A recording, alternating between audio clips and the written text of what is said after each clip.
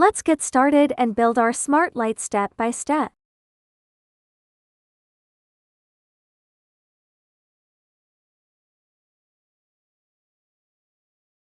Step 1. Open the Micro-Bit Project UV downloaded. Next, make sure the blocks for the light sensor and the lamp are ready. In this video, we're going to make a smart light. This light knows when it is dark. We use a light sensor to check the brightness of the environment. When it gets darker, the lamp turns on. Now, look at the colored markers in the program blocks. The first marked block controls how bright the lamp can be. The second marked block decides when the lamp turns on. Try changing these numbers and cover the light sensor. And that's how we create a smart light that responds all by itself. Great job!